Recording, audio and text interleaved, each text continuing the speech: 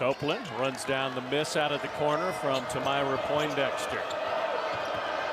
Copeland left alone. She had 3 threes against K-State in Lawrence and drills the first one here. Well, and keep in mind, she has played in this building, was here a year ago with Wisconsin. She transferred to Kansas from Wisconsin, played here last year, so this Bramlage experience, not anything new for her.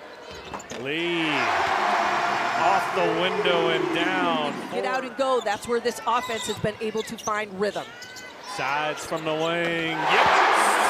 Taryn sides. Good offense there. Williams with the layup on a beautiful feed from Nichols. K-State answers right back as they get a layup from Kennedy Taylor. Poindexter gets free and scores. Timeout, Kansas. If you're Kansas, you've got to be able to identify whether you make a switch. You cannot get your head turned. Too many easy looks right now for KU. KU answers with a 3 from missing, rebounded by Glenn. Sanchez going to try a 3 and hits 7 straight.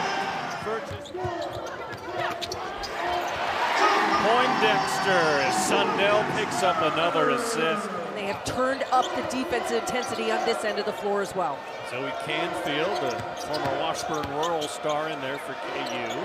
As Williams goes to work again, she's having a nice first period with 6. Been so impressed by the 6'3" freshman. She's played within herself really all season. 11 points versus UCF, averaging just shy of 10 in Big 12 games. Walker from the wing, and she's in the scoring book with 3. She draws extra attention. Copeland fires it into Nichols. And open look for Canfield, and she drains the 3. In the first half for Kansas State, and the late 3 from side. And that's going to be a weapon that they're going to have to attack. You got to figure out a way. But I think the key here is stops on this end, Ben, and they can't figure out a way to move Ioka Lee out of that paint.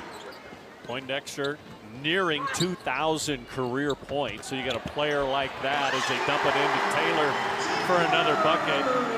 All of that conducive to this team being so versatile in how they can score. Canfield from the top's got another one. This goes 3 of 3 from behind the arc. Binding open stays, a couple of broken plays, but the K staying on that trip. Here's Nichols. Stolen by Glenn. Glenn on the run. To sides, back to Glenn. That's how you do it. And 1.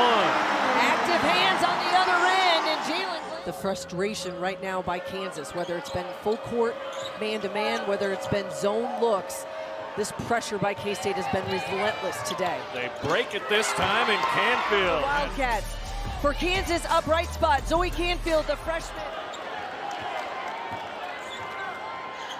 Evans launches and hits. She's got range. You've got to be able to get out and contest. Here she goes. Count it, and 1 for Altaya. Altaya in great position on the weak side. Nichols.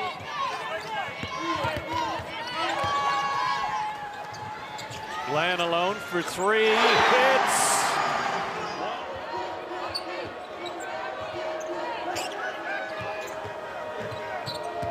Nichols spins free, and she has her first bucket.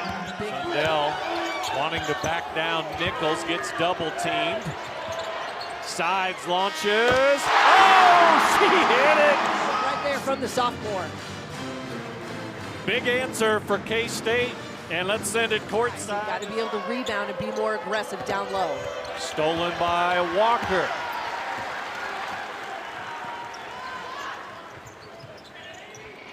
Sundell from the wing. 7 to shoot. 4th steal of the game for Jalen Glenn. Nearly threw it away. Sundell gets it back. It hasn't necessarily just been Ioka Lee. Yeah. She was in the lineup in the first half. It's that deep post position given up by Kansas. Another one today. Serena Sundell, 15 assists, is a K-State single for K-State with the board. Moppin running the floor.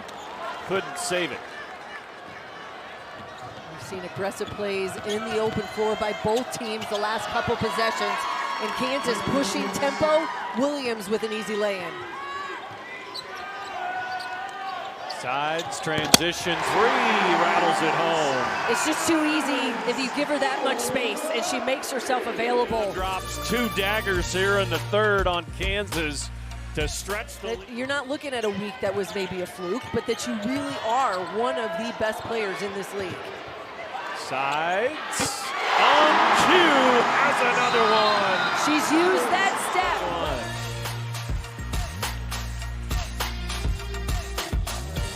The first bucket was scored by Aoka Lee. I don't think we'll see here, probably again here in the second half, because right now they seem to be managing Kansas without her, especially on the defensive side. Kansas State was able to get a big lead and kind of distance themselves from Kansas. Execution on these out-of-bounds plays, just like that, did it, and they do it again here towards the end of the third. Seems like without one of these K-State players setting another record. And Sundell, her reverse blocked. Poindexter leans in and rips a three. And that'll end the third, just like K-State ended. Guarded shots. She has not really had any wide open looks. Sanchez has an open look and buries it. Sunflower Showdown, K-State, Gisela Sanchez. Deep three from Canfield, and she misses for the first time from beyond the arc. Sanchez, same spot, same result. As back-to-back threes, and the Wildcats are rolling. On that last three, the assist to Serena Sundell. That's a career-high 14 now for her on senior day. Evans with a high arcing three, drops it in there. I've always been so impressed with Evans. Had a chance to call quite a few of her games when she was at North Dakota State. Now a junior, went into the portal, found a home at Kansas. She's been a bright spot for Brandon Schneider. Zy Walker gets into the act. Via Condensed return. She hasn't seen much action at all here in the second half. Gets to the rim just to beat the shot clock. Nice move for the sophomore. Copeland into traffic, finds Evans on the wing. She's got another three. Considered for Big 12 Player of the Year. And certainly will be in consideration for some All-America honors as well, as Elle Evans has a chance for a 1-and-1. Contested threes, really not a lot of open looks and possessions for Kansas State. 90-60. In front of a sellout crowd here in Bramlage today. The Sunflower Showdown belongs to Sundell.